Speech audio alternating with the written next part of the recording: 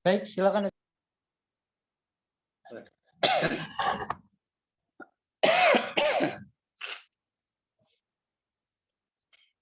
Bismillahirrahmanirrahim. Assalamualaikum warahmatullahi wabarakatuh. Alhamdulillahi rabbil alamin. Wa bihi nasta'inu ala umurid dunya waddin. Wassalatu wassalamu ala sayyidina Muhammadin as-sadiqil wa'dil amin. Wa ala alihi wa ashabihi at-tayyibin at-tahirin. Allahumma la sahla illa ma ja'altahu sahla wa anta ya hayyu ya qayyum taj'alul hazna idza syi'ta sahla. Allahumma 'allimna ma yanfa'una wanfa'na bima 'allamtana wa zidna 'ilman ya akramal akramin. Allahumma rzuqna al-ikhlas fi an-niyyati wal qawli wal 'amal wa na'udzu bika min hali ahlin nar.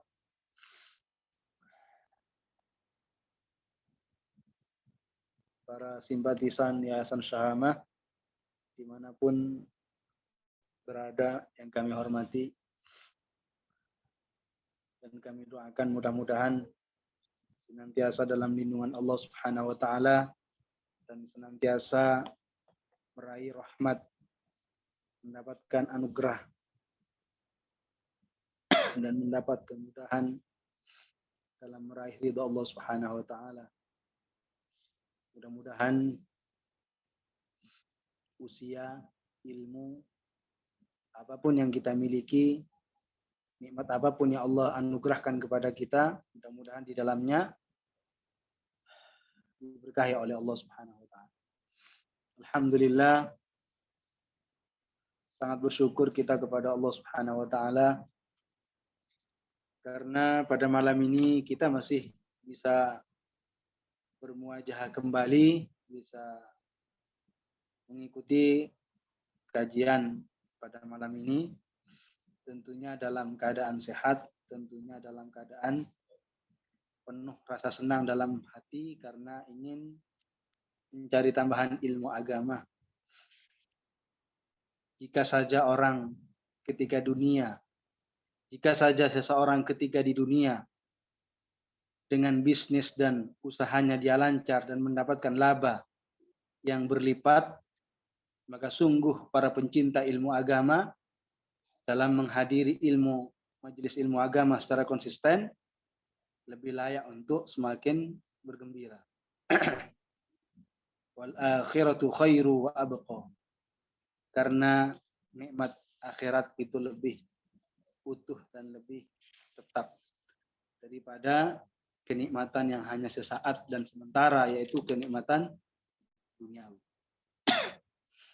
Insyaallah pada malam ini kita akan mengupas dan kita akan membahas lanjutan dari kitab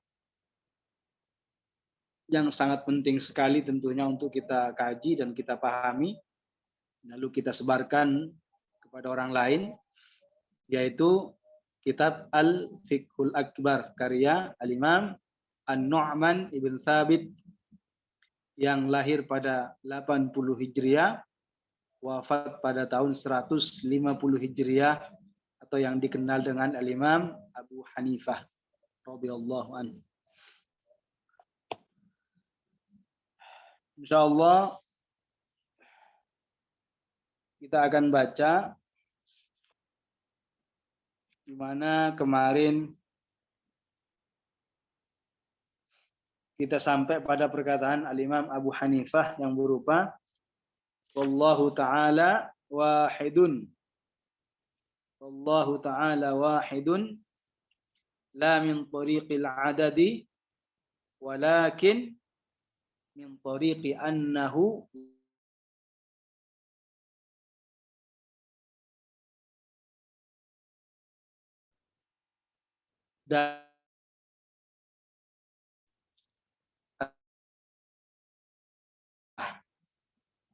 dalil dalil Al-Quran, dalil hadis, atau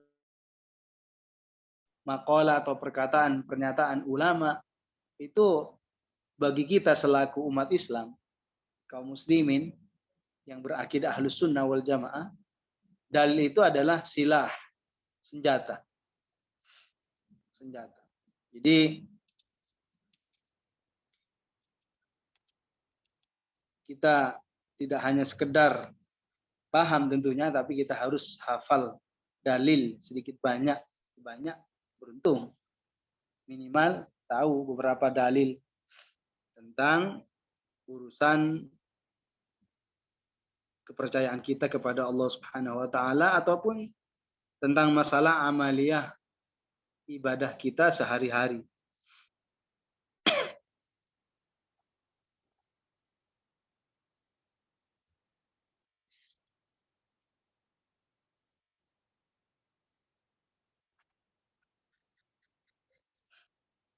Dalil kemarin perkataan Ali wallahu ta'ala min tariqil adad, wallahu ta'ala wahidun la min tariqil adad walakin min tariqi annahu la syarikalah. Ini tidak panjang, satu baris lebih, mudah dihafal.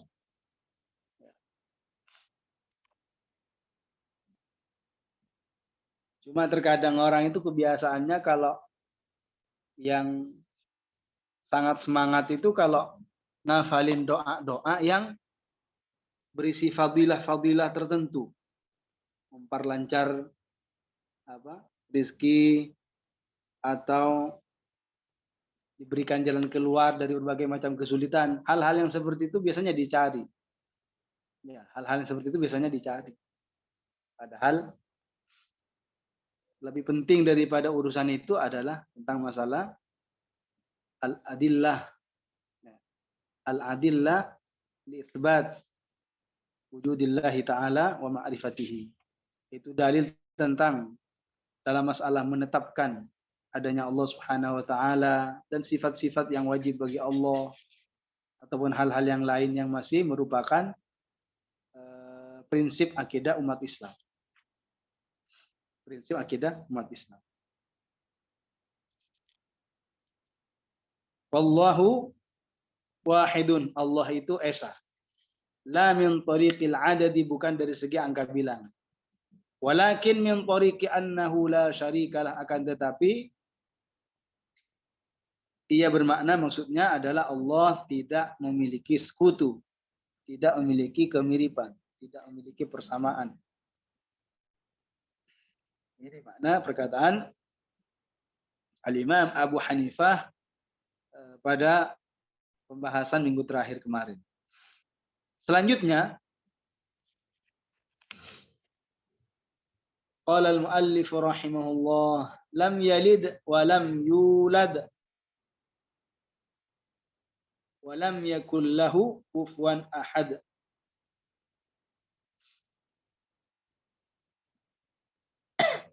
Lam yalid wa lam yulad wa lam yakul lahu kufuwan ahad. Ini sebagian ayat daripada surat yang sering kita baca.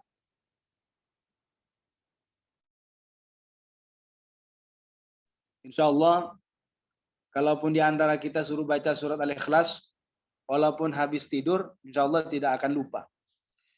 Insya Allah ingat ya. Kenapa? Ya, karena sering diulang.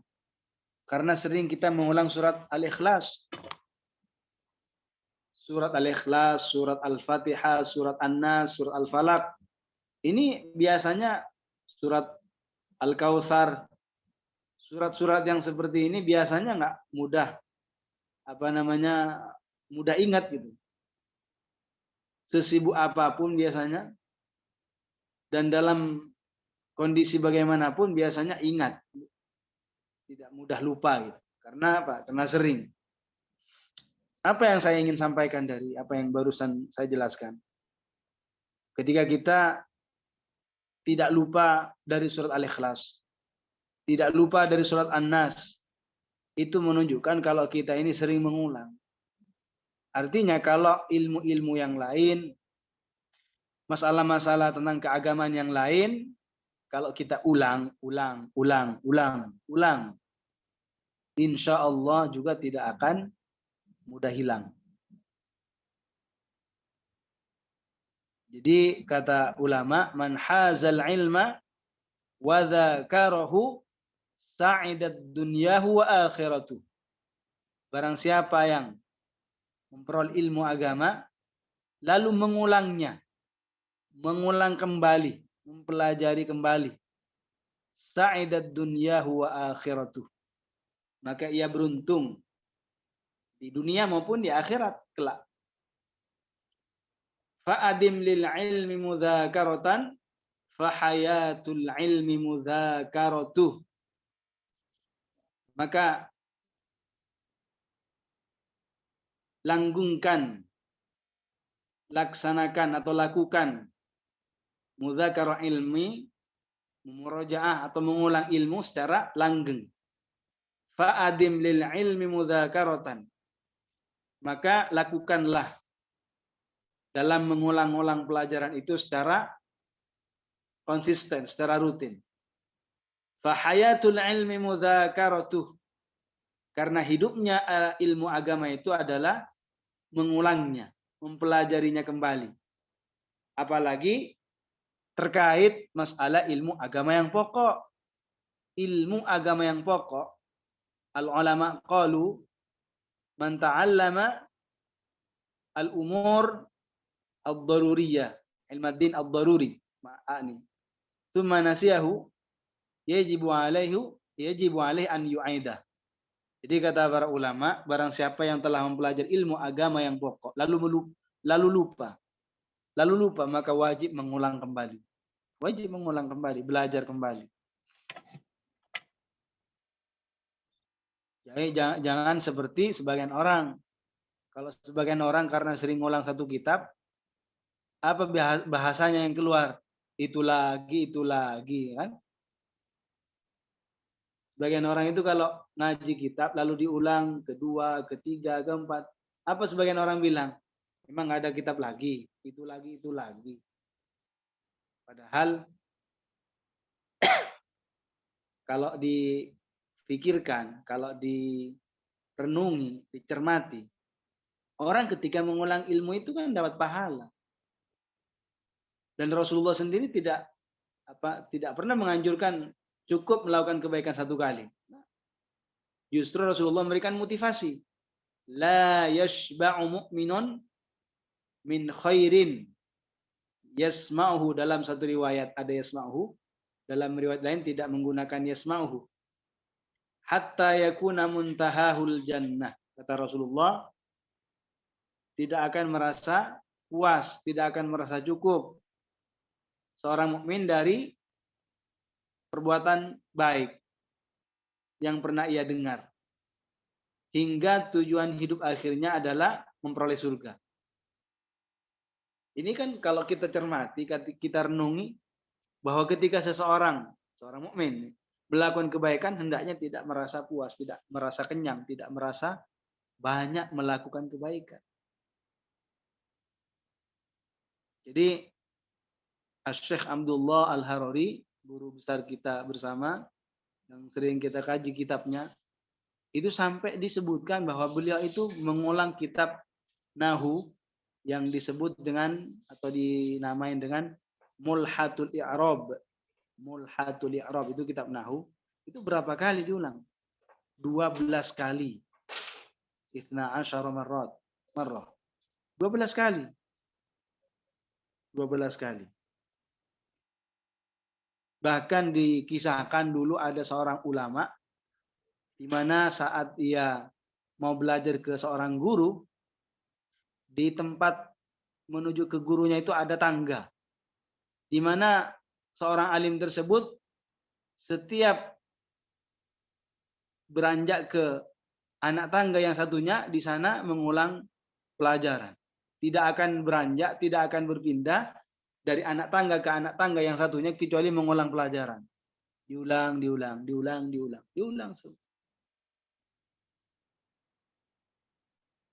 kita kalau belajar kepada realita yang sudah terjadi di alam ini, melihat bagaimana air hujan, tetesan air hujan bisa melubangi batu.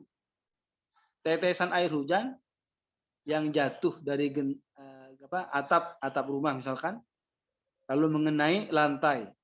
Itu biasanya dari sangat seringnya, itu sampai-sampai lantainya itu bisa berlobang. Artinya kenapa? Artinya apa? Kok bisa sampai berlobang seperti itu? Karena sering. Begitu juga kalau kita mengulang ilmu agama secara rutin, secara sering, insya Allah akan ada buahnya, ada hasil.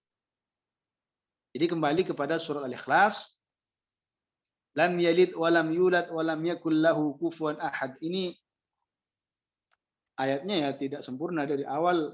Qul huwallahu ahad, Allahus samad, lam yalid walam yulad walam yakul lahu kufuwan ahad.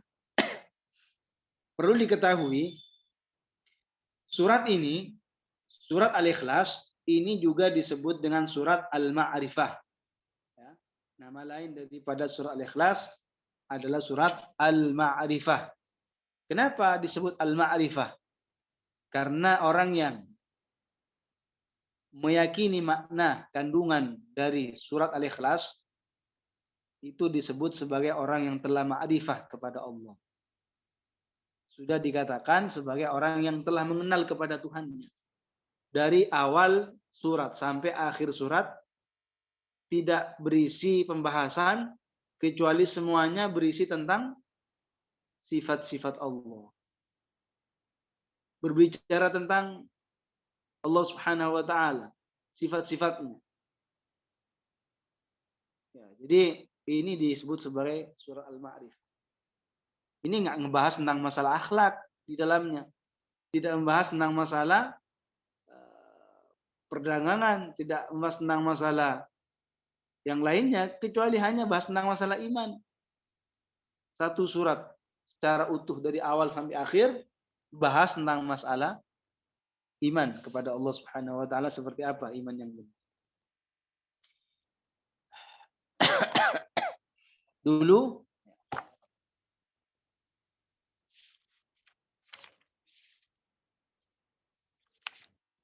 Dulu saat ada orang-orang Yahudi.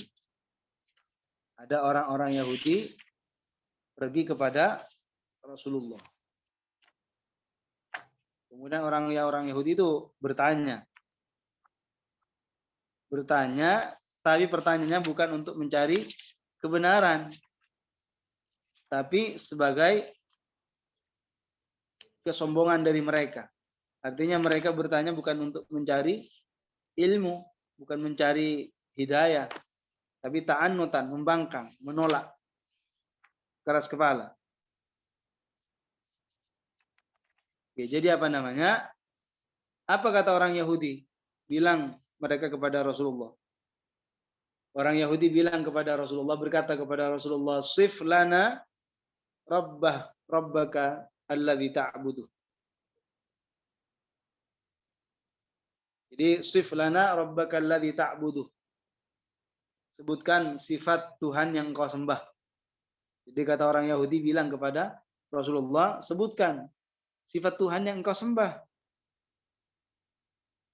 Lalu apa? Allah Subhanahu wa taala menurunkan surat Al-Ikhlas. Qul huwallahu ahad, Allahus samad, lam yalid wa lam yulad wa lam yakul lahu kufuwan ahad. Katakan Muhammad, huwallahu ahad. Allah itu ahad. Apa artinya Allah ahad? Allah esa. Artinya Allah tidak menerima berbilangan. Allah tidak menerima bagian-bagian. Tidak terbagi-bagi. Allah Subhanahu wa taala zatnya tidak memiliki kemiripan dengan yang lainnya, tidak memiliki sekutu. Sifat-sifatnya demikian juga, dan perbuatan-perbuatannya juga tidak sama dengan perbuatan lainnya. Jadi tidak ada satupun yang selain Allah memiliki sifat persis seperti Allah, tidak ada. Laisa li ahadin sifatun kasifatihi. Tidak ada satupun yang sifatnya sama dengan sifat Allah, tidak ada. Allah Subhanahu wa taala memiliki sifat tersendiri yang sempurna. Makhluk manusia ciptaan Allah Subhanahu wa taala memiliki sifat tersendiri. Maka sifat Allah dengan sifat makhluk jelas beda. Tidak ada kesamaan. Inilah keyakinan umat Islam bahwa Allah itu la yaqbalut ta'addud wal kathrah. Allah tidak menerima berbilangan. Tidak terbagi-bagi. Tidak terpisah dari Allah sesuatu, dan Allah bukan sesuatu yang terpisah dari perkara lain, dari sesuatu yang lain. Jadi Allah Subhanahu wa taala itu apa? Allahu Ahad. Allah yang esa, yang tidak ada sekutu. Baik dalam sifatnya, zatnya, dan perbuatannya. Demikian juga sifat-sifat Allah seperti sifat kudrahnya, bahwa Allah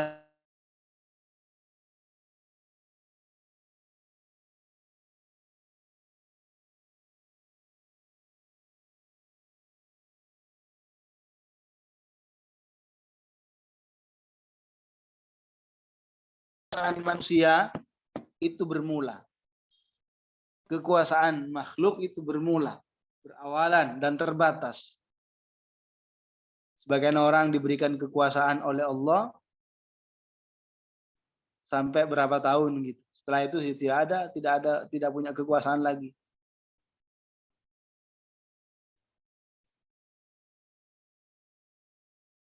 Tu'til mulka mimman tasha wa tanzi'ul mulka mimman tasha. Dalam Al-Quran disebutkan tu'til mulka mimman tasha. Allah Subhanahu wa taala memberikan al-mulk, kekuasaan, terhadap orang yang Allah kehendaki. Begitu juga Allah Subhanahu wa taala mencabut dan mengambil kekuasaan itu dari siapapun yang Allah kehendaki. Orang yang mukmin ada oleh Allah diberikan kekuasaan. Yang bukan mukmin alias kafir, tidak beriman pun diberikan kekuasaan oleh Allah Subhanahu wa taala. Dari kalangan non-muslim yang diberikan kekuasaan dulu pernah menguasai Fir'aun.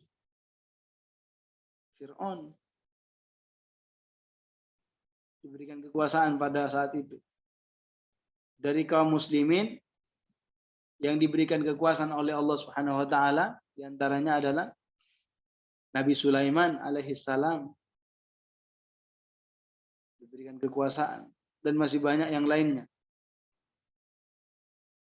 Berkuasa. Jadi hanya kuasa Allah yang tidak ada persamaannya. Kekuasaan manusia itu bermula dan terbatas. Bermula dan terbatas, berawalan dan berakhiran. Kekuasaan kita punah. Kekuasaan manusia berpenghabisan. Adapun kekuasaan Allah Subhanahu wa taala abadi. Tidak ada batasnya. Tidak ada awalannya. Makanya Allah menyatakan dalam Al-Quran, kullu syai'in halikun illa wajhah. Segala sesuatu itu akan punah, hancur. Illa wajhah, ay illa mulkah. Kecuali kekuasaan Allah Subhanahu wa ta'ala.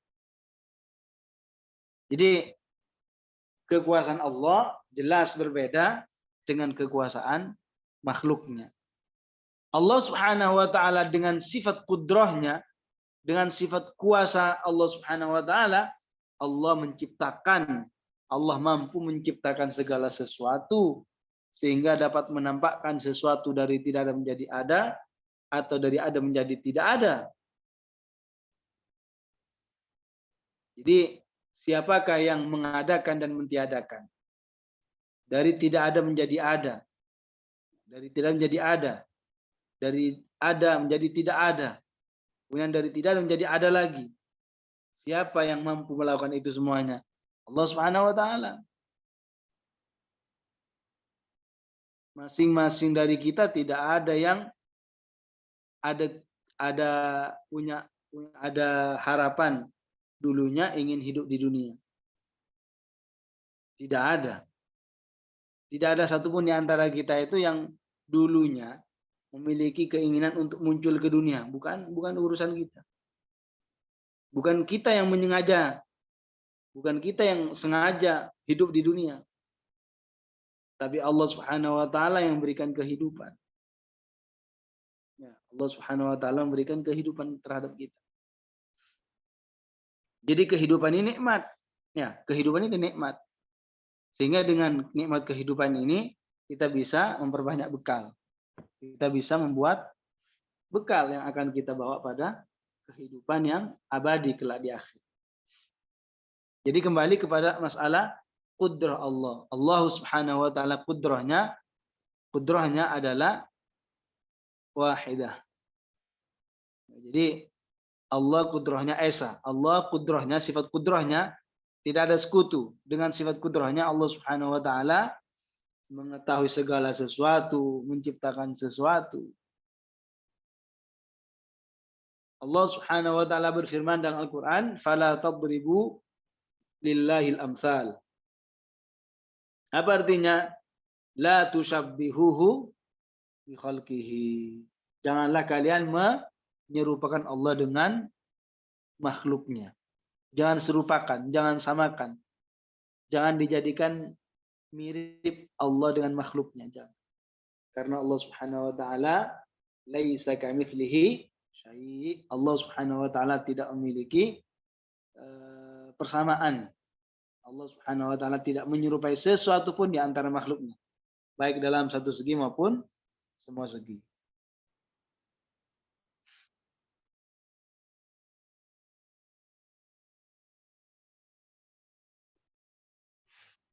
Kemudian kalau dikatakan dzatullah itu maknanya adalah haqiqatullah, hakikat Allah Subhanahu wa taala. Berbeda kalau kita mengatakan kepada makhluk dzatu fulan misalkan, dzatu Zaid, maka yang dimaksud adalah jisimnya, tubuhnya, orangnya. Itu kalau dikatakan kepada selain Allah Subhanahu wa taala. Tapi kalau dikatakan kepada Allah, dzatullah ai haqiqatullah. Artinya apa? Hakikat Allah. Bukan maknanya seperti dikatakan kepada manusia, jisim, karena Allah tidak berjisim, Allah tidak berbentuk, Allah tidak berukur.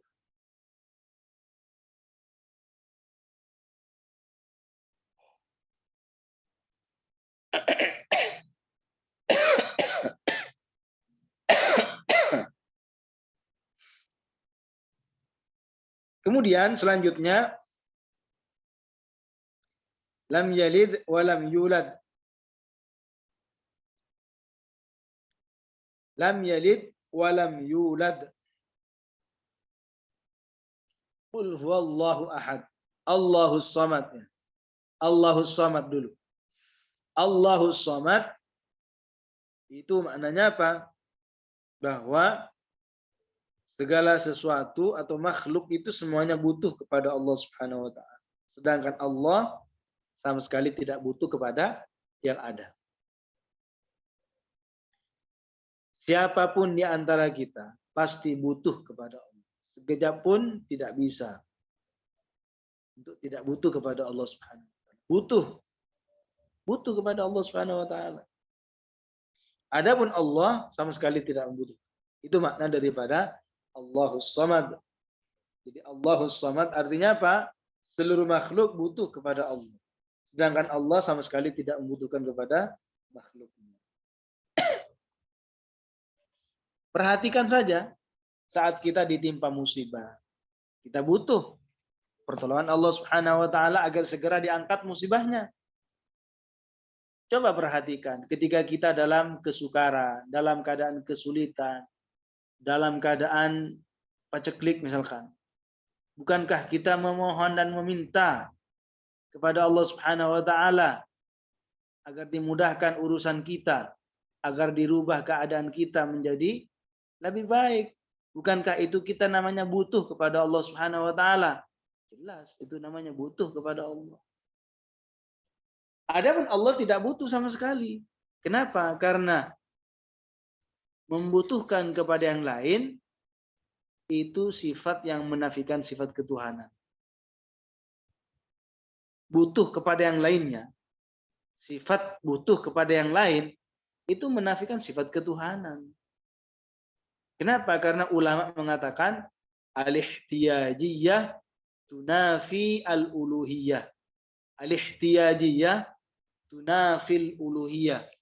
Sifat membutuhkan kepada yang lainnya itu dapat menafikan sifat ketuhanan. Karena yang lemah itu, karena yang membutuhkan kepada itu namanya apa? Lemah. Sedangkan yang lemah itu ya tidak layak dijadikan Tuhan. Itu makna daripada Allahus Samad. Artinya Allah Subhanahu wa taala tidak butuh kepada makhluknya, adapun kita seluruhnya, semuanya makhluknya butuh kepada Allah. Orang itu sholat atau tidaknya, Allah tidak butuh. Allah tidak mendapatkan manfaat sama sekali. Allah Subhanahu wa taala ketika memerintah hambanya untuk rajin sholat, untuk menjaga sholat, untuk berpuasa, dan untuk melaksanakan perintah-perintah yang lain, itu bukan berarti Allah ingin mendapatkan manfaat. Tidak. Justru yang mendapatkan manfaat, ya hambanya. Laha ma kasabat wa 'alaiha maktasabat. Ay lin nafsi jazaa'u ma kasabathu minal khair. Ay tantafi'u bidzalika. Wa 'alaiha maktasabat. Ay wa 'alaiha wa balu maktasabathu minasy syarr ay yadurruha. Artinya apa? Bagi jiwa balasan baik karena perbuatan baik yang dilakukan. Artinya dapat manfaat. Dan bagi jiwa keburukan balasan dari perbuatan buruk yang pernah ia lakukan. Artinya apa? Ayyadurruha, membahayakan. Berbahaya. Jadi balasan dari perbuatan buruk itu berupa apa balasannya? Sesuatu yang bisa menyedihkan, bisa menyengsarakan, bisa membuat orang itu sedih. Artinya apa? Ya, karena dosa maksiat misalkan, buat orang itu sedih, diazab, disiksa, sedih. Jadi Allah Subhanahu wa taala sama sekali tidak mengambil manfaat. Justru kita sendiri yang mengambil manfaat. Kita menanam kebaikan di dunia, kelak di akhirat yang akan kita petik juga kebaikan. Tapi kalau orang itu di dunia menanam keburukan, ya juga yang akan dipanen itu keburukan seperti itu. Jadi ad-dunya mazratul akhirah. Ad-dunya mazratul akhirah. Dunia ini adalah ladang. Ladang untuk kita tanam. Yang kelak di akhirat itu akan kita petik hasilnya. Dunia ini bukan untuk mendapatkan balasan dari perbuatan baik yang kita lakukan. Tempat untuk memperoleh balasan bukan sekarang. Tempat untuk memperoleh kebalasan kelak di akhirat.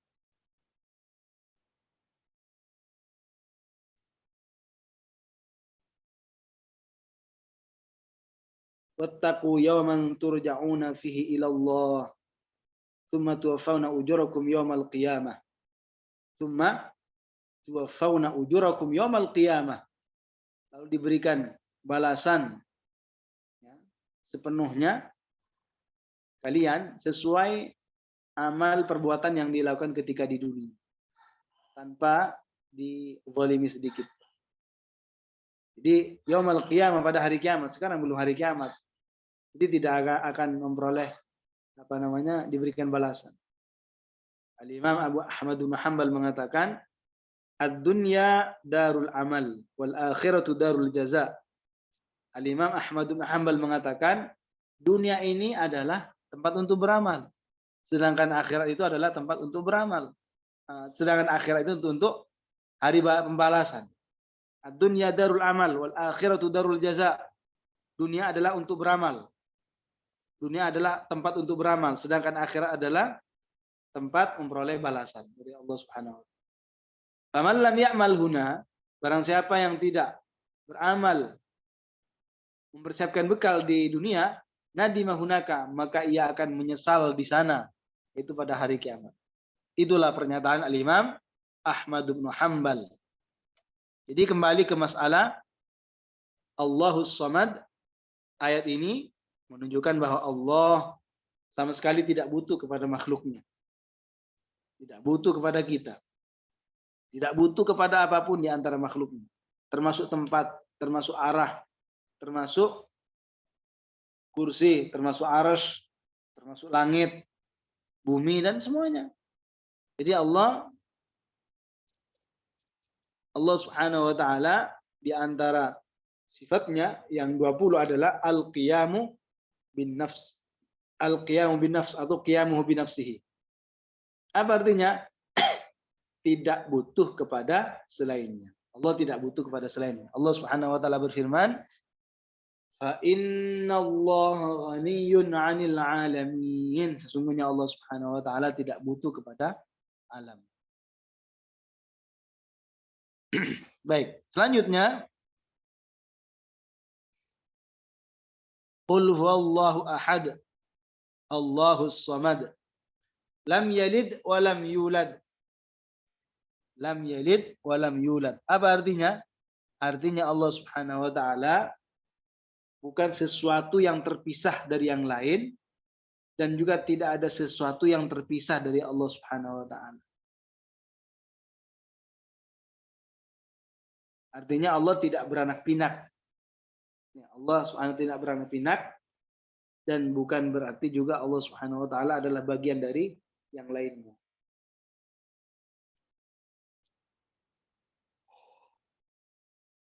Jadi Allah Subhanahu wa taala sebagaimana Allah tegaskan sendiri dalam Al-Qur'an, lam yalid wa lam yulad. Allah tidak beranak dan juga tidak diperanak. Artinya Allah bukan sesuatu yang terlahir dari yang lain, dan juga tidak ada sesuatu yang terlahir dari Allah Subhanahu wa taala. Allah bukan laki-laki, Allah bukan perempuan, Allah bukan manusia.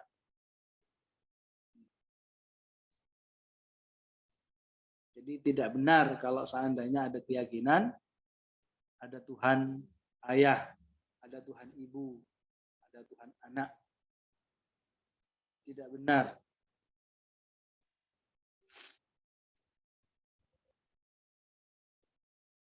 Tuhan itu ya esa, Tuhan itu satu. Seandainya ada Tuhan lebih daripada satu, maka alam ini tidak akan terwujud secara tertata rapi seperti ini. Seandainya Tuhan itu lebih daripada satu,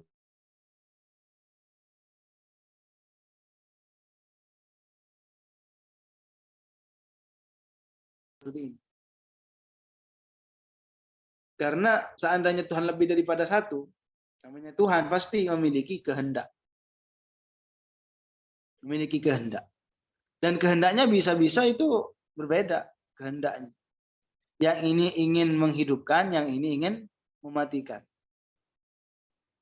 Dan itu mustahil terjadi dua-duanya di dalam satu waktu. Misalkan Tuhan ini ingin si fulan hidup, tapi Tuhan ini ingin mati. Untuk terjadi dalam satu waktu mustahil ada orang hidup dan mati dalam satu waktu. Nggak mungkin.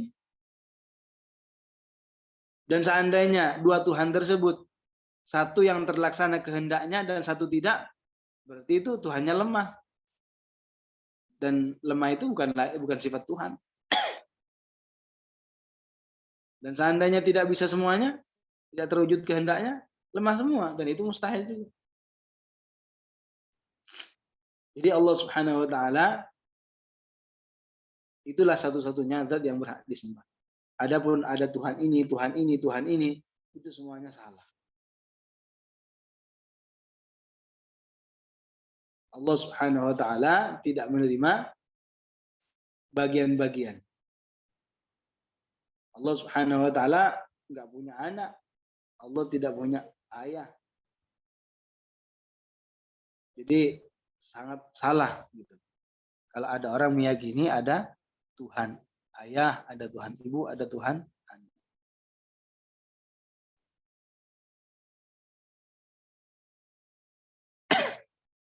Lam yalid wa lam yulad. Ini makna daripada lam yalid wa lam yulad.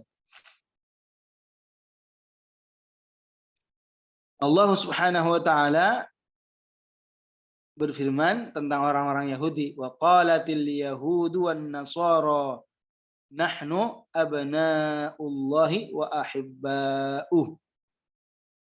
Ya, jadi Allah Subhanahu wa taala menyebutkan tentang keyakinan atau perkataan orang-orang Yahudi dan Nasrani. Apa kata mereka? Nahnu abna'ullah. Kita ini adalah anak-anak Allah katanya.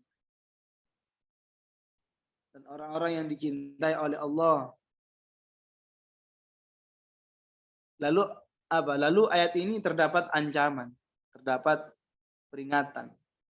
Qul, kata Allah Subhanahu wa taala, Qul Muhammad, katakan Muhammad, falima yu'adzibukum bidzunubikum. Karena apa? Allah Subhanahu wa taala kenapa menyiksa atau mengadab kalian dengan sebab dosa kalian? Kalau itu adalah suatu kebenaran pernyataan mereka, kita ini adalah anak-anak Allah. Kalau itu adalah suatu kebaikan, kepercayaan yang benar, Allah Subhanahu wa taala kenapa mengadab mereka? Berarti mereka adalah apa yang mereka lakukan adalah kesalahan. Apa yang mereka lakukan itu adalah kesalahan. Jadi Allah Subhanahu wa taala itu bukan bukan orang tua. Seperti anak kepada orang tuanya. Anak kepada orang tuanya. Keturunan kepada Allah Subhanahu wa taala. Tidak boleh. Allah Subhanahu wa taala laisa lahu syarikun fid dzati wala fis sifati wala fil af'al. Allah tidak memiliki sekutu baik dalam sifatnya, dalam zatnya dan dalam perbuatannya. Allah Subhanahu wa taala berfirman, walillahil asmaul husna fad'uhu biha. Juga Allah berfirman, walillahil matsalul a'la. Walillahil matsalul a'la. Bagi Allah apa? Sifat yang tidak menyerupai sifat-sifat yang lainnya. Walillahil matsalul a'la ay lillahi al-wasful ladzi la yushbihu was-ghairihi. Artinya bagi Allah Subhanahu wa taala sifat yang tidak menyerupai dengan sifat-sifat selainnya. Itu makna firman Allah, walillahil matsalul a'la. Kemudian yang selanjutnya, lam yalid wa lam yulad. Allahus samad, lam yalid wa lam yulad. Kemudian walam yakul lahu kufuwan ahad. Walam yakul lahu kufuwan ahad artinya apa?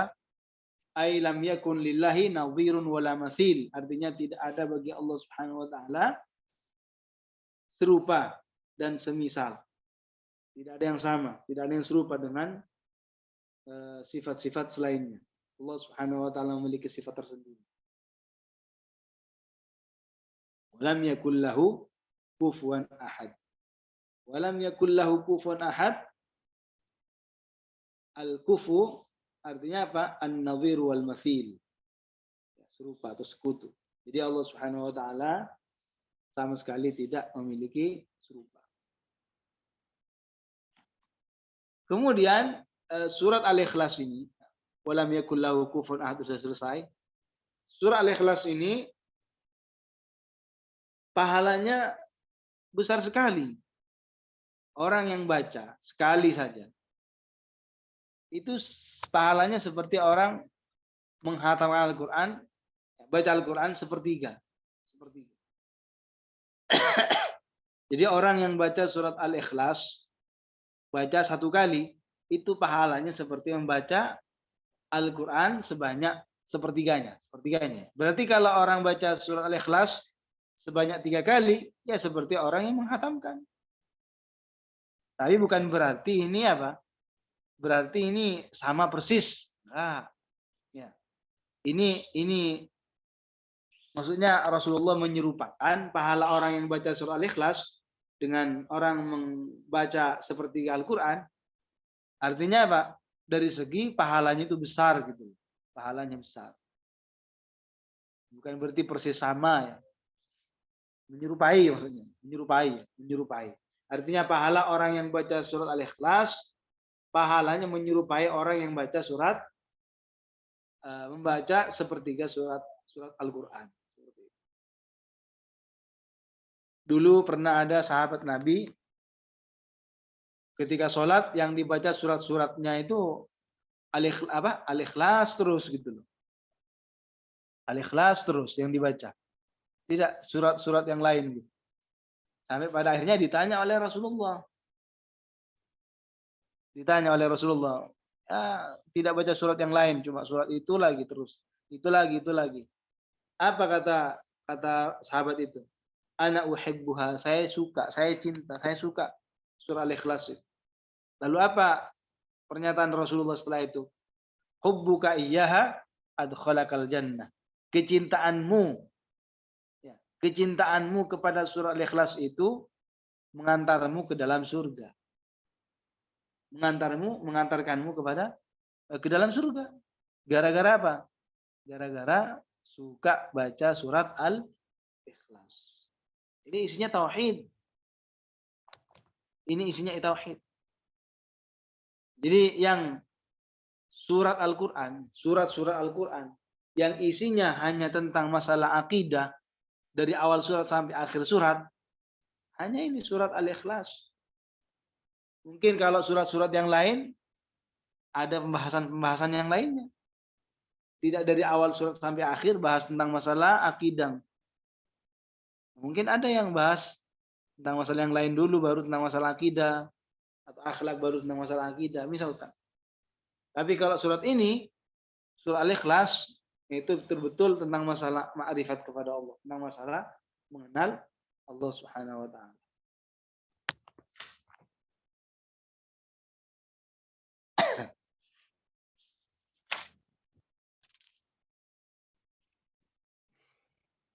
Cuma kalau orang baca surat Al-Ikhlas agar pahala diraih, dapat pahala ya bacanya harus betul.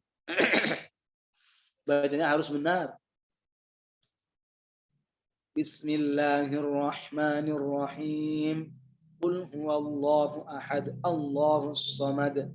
Lam yalid wa lam yulad wa lam yakul lahu kufuwan ahad.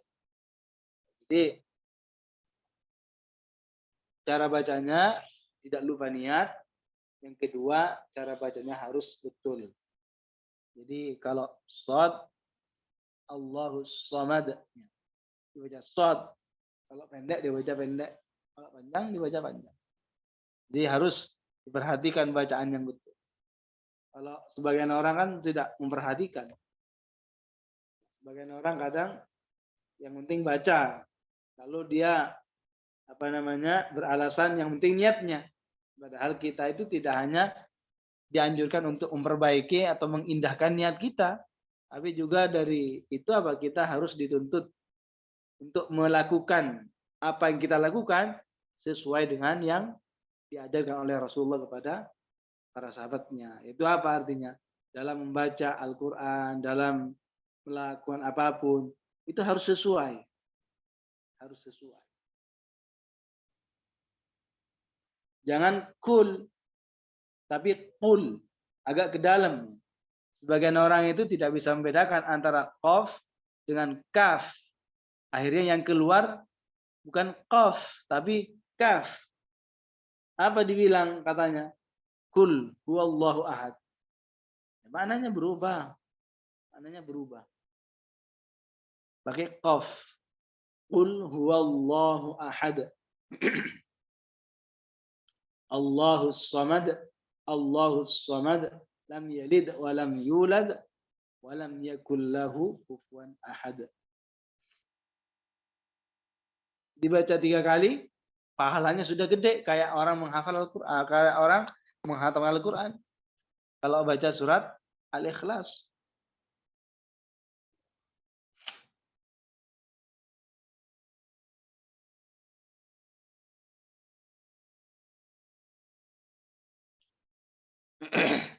Baik.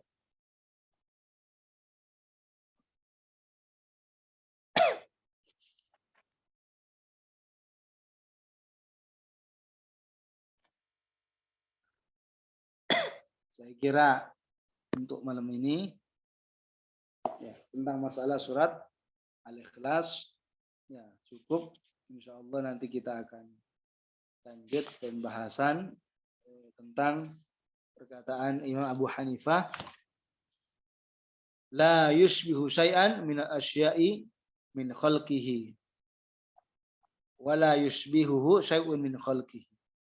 Allah tidak menyerupai sesuatu pun dari beberapa perkara, dan Allah tidak ada sesuatu pun yang menyerupai Allah Subhanahu wa taala. Jadi Allah tidak serupa dengan sesuatu apapun dan tidak ada sesuatu pun yang menyerupai Allah Subhanahu wa taala.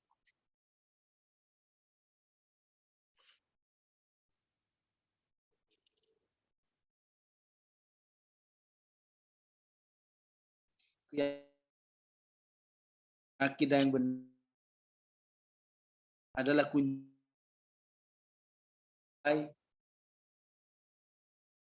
keselamatan kelak di akhirat. Subhanahu wa taala sucikan dari Quran atau Allah Subhanahu berfirman, "Fala tadribu lillahil amsal." Apa artinya? Jangan serupakan Allah dengan makhluknya. Itu artinya. Jangan serupakan Allah dengan makhluknya.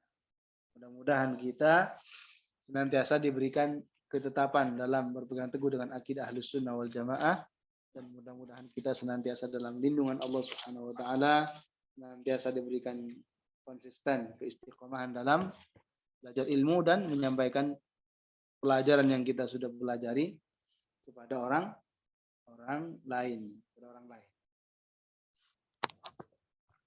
Mungkin ada yang mau ditanyakan, mungkin ada yang ketinggalan catatan.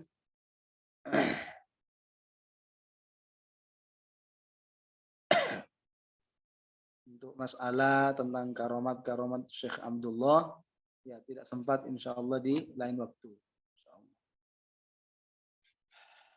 Baik, kalau tidak ada pertanyaan, mari kita tutup dengan tahlil, sholawat dan istighfar. La ilaha illallah, Allahumma sholli ala sayyidina Muhammad wa ala alihi wa sahbihi wa sallim. Rabbi ighfirli wa liwalidayya wa lil mu'minina wal mu'minat. Assalamualaikum warahmatullahi wabarakatuh.